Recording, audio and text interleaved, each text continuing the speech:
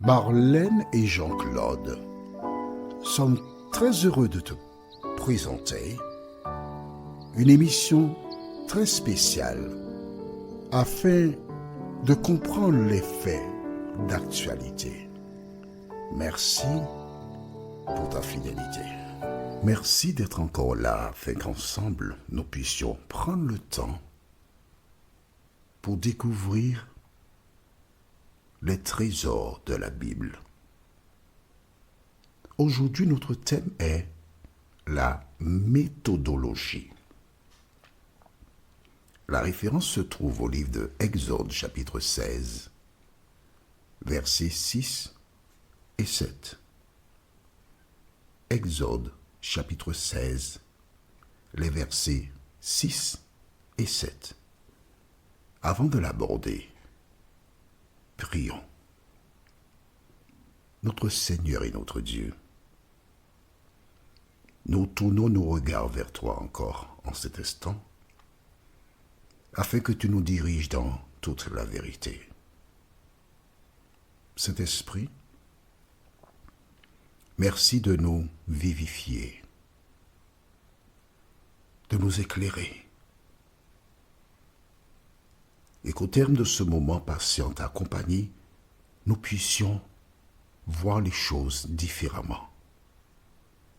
Cette grâce, nous te la réclamons au nom de Jésus pour ta gloire éternelle. Amen. Souviens-toi que la Bible déclare dans Romains 8, verset 28, « Toutes choses concourent au bien de ceux qui aiment Dieu. » Lorsque l'Éternel descendit vers Moïse dans le désert, il échangea avec lui et lui dit, « Je suis descendu afin de délivrer le peuple. » Qui est l'Éternel? Il est important pour toi de lire la Bible. Mais, comme je dis à mes proches, et toi tu fais partie maintenant de mes proches, chaque année, je lis la Bible. De Genèse à Apocalypse. Et pourquoi je suis en train d'enregistrer à cette heure l'audio du 2 juillet 2026. Je l'enregistre le 7 septembre à 5h16. 2025 forcément, d'accord? Nous sommes le 7 septembre 2025 à 05:16 minutes. Pourquoi? Parce que quand tu as lu Genèse chapitre 1er, le premier chapitre de la Bible, tu découvres que l'Éternel est un Dieu d'ordre. Il a créé des choses chaque jour. Donc, il a une programmation, une organisation. Et quand tu dis être enfant de Dieu, tu ne peux pas être bordélique. Tu es organisé. Exemple, à partir de Genèse 1 seulement que j'ai lu, j'ai appris l'organisation. Quand je dois sortir, la veille, je prépare mon vêtement, mes chaussures, et je suis prêt à partir. Ce n'est pas le lendemain à m'arriver, bon, que mettrai-je comme vêtement? C'est une perte de temps. L'enfant de Dieu qui lit la Bible est organisé. Donc, quand Dieu a délivré le peuple d'Israël d'Égypte, il le conduit vers la terre promise. Il a une organisation. Il sait exactement ce qu'il a à faire. Je serai encore beaucoup plus pratique. Quand le bébé naît, il n'a aucun souci. Une fois qu'il est venu au monde, sa maman le prend en charge. Elle sait quand il faut le baigner. Et ce qui est intéressant, c'est que souvent, lorsque le bébé dort brusquement, la maman l'entend qui pleure. Qu'est-ce que ça veut dire? C'est soit l'heure du repas, ou encore parce qu'il est souillé, il a uriné ou il a fait la grosse commission. Donc c'est sa manière à lui de communiquer. Mais la maman, sachant l'heure qu'il doit manger, elle prépare déjà le biberon. À la limite, elle pense pour le bébé. D'accord? Mais le peuple n'est pas un bébé. Ce sont des adultes. Et Dieu ne pense pas pour le peuple. Dieu a préparé d'avance pour le peuple ce qu'il y a de bon pour lui. Est-ce que c'est clair pour toi? Parfait. Donc, nous prenons le texte du jour en te rappelant que le peuple murmurait. Il y a des personnes qui ne savent pas communiquer. Des personnes qui n'ont jamais appris à communiquer. Ces personnes parlent, mais ne savent pas comment faire. Mais l'ennemi aussi, il joue dans la tête de certaines personnes pour qu'elles posent des actes, qu'elles disent des choses, sans se rendre compte, et elles blessent d'autres. Et le peuple murmure. Le peuple oublie tout ce que l'Éternel a fait pour lui. Mais aujourd'hui, nous découvrirons à travers cette étude que représentent les murmures. Ils n'étaient pas conscients de ce qu'ils faisaient. La Bible nous révélera quelles sont les personnes qui se livrent au murmure, au querelle et à la zizanie. Nous lirons donc notre référence de ce jour au livre de Exode, chapitre 16, les versets 6 et 7. Moïse et Aaron dirent à tous les enfants d'Israël, « Ce soir, vous comprendrez que c'est l'Éternel qui vous a fait sortir du pays d'Égypte. » C'est triste. C'est triste. Ces personnes ont oublié l'Éternel. Le diable les a aveuglés pour qu'ils perçoivent en Moïse et Aaron ceux qui les ont fait sortir d'Égypte. Je t'invite à relire les 10 plaies. Tu vas donc regarder au fur et à mesure, un peu plus en amont. Et tu verras ce que Dieu a fait. Ces gens étaient là, ils ont vu les sauterelles quand même, en quantité chez les Égyptiens, qui mangeaient tout ce qu'il y avait comme feuilles et gazon, et leur gazon était intact. Les arbres chez eux étaient intacts.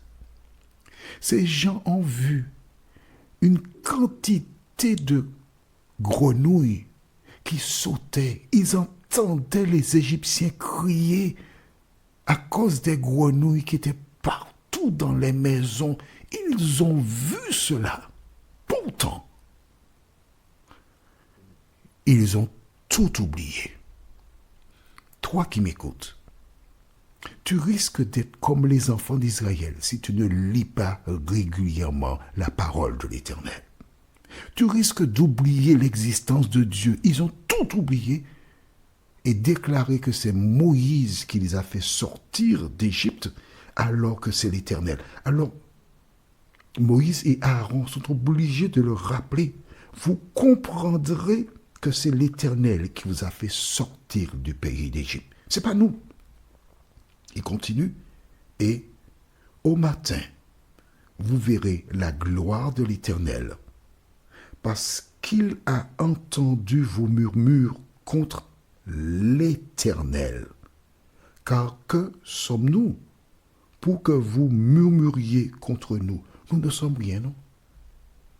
En fait, quand le peuple murmurait, il pensait que c'était contre Moïse et Aaron, mais pas du tout.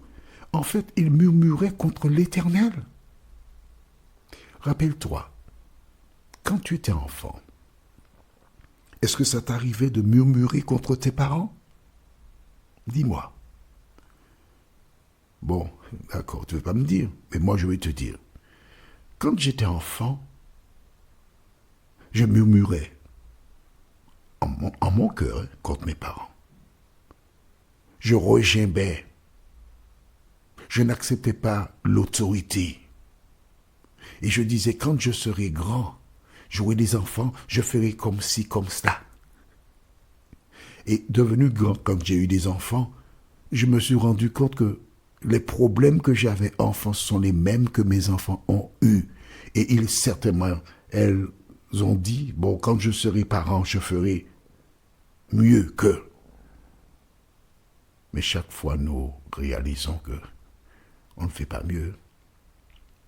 Vois-tu, la différence, c'est que celui qui dirige, gouverne, et celui qui est gouverné ont chacun des perceptions, des visions différentes. Mais ce qui est fondamental, c'est que Dieu a déclaré « Honore ton père et ta mère ». Un commandement pour inciter les uns et les autres à respecter les parents. Mais quand il dit « Honore ton père et ta mère », il invite aussi les hommes à honorer l'Éternel, parce que c'est lui qui est la mère et le père de l'homme. Donc, quand tu murmures contre une personne qui est en position, sans raison, sans raison, tu penses à tes intérêts, tu murmures contre l'Éternel lui-même. Alors, Dieu dit, vous verrez la gloire de Dieu. Car que sommes-nous? Nous ne sommes rien. Nous ne sommes que les représentants de Dieu. N'oublie jamais, les parents sont censés être les représentants de Dieu. Les dirigeants dans les entreprises sont censés être les dirigeants de Dieu. Les responsables dans le domaine religieux sont censés être des dirigeants de Dieu. Et lorsqu'ils proposent quelque chose, à tous les niveaux, les enfants obéissent, d'accord, mais ils peuvent réfléchir. Si un parent te dit « va voler », je suis désolé papa, je ne peux pas aller voler. D'accord? Mais c'est pourquoi je dis les personnes sont censées être. À travers le récit de la Bible, j'ai appris dans le temps que les enfants de Dieu ne murmurent pas. Les enfants de Dieu prennent le temps d'écouter, d'analyser, réfléchir et agissent en conséquence. Mais l'ennemi, il a une méthodologie qui est opposée à celle de Dieu. C'est se révolter. Rappelle-toi, quand les Égyptiens approchaient près de la mer Rouge, que s'est-il passé? Ils ont été vers Moïse et ont tenu des propos blessants. Toi qui m'écoutes là, quand tu ouvres ta bouche pour t'exprimer, passe ta langue 7 fois dans ta bouche et parle comme Jésus le ferait.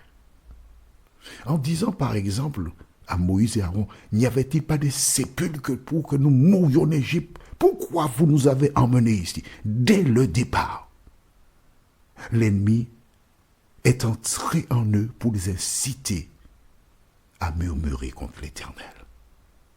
Aujourd'hui, à travers cette étude, Dieu voudrait t'interpeller afin de réformer la manière que tu t'exprimes pour ne plus murmurer, mais pour rendre gloire à Dieu. Notre prochaine étude s'intitule « La rosée » et nous lirons dans Exode chapitre 16, les versets 13 et 14, la rosée. En attendant, Exode 16, versets 13 et 14. Prions. Notre Seigneur et notre Dieu, merci. Merci pour la parole. Elle nous enseigne que nous devrions revoir notre manière de nous exprimer, de nous aider, ô Dieu, à la lire plus souvent, la parole.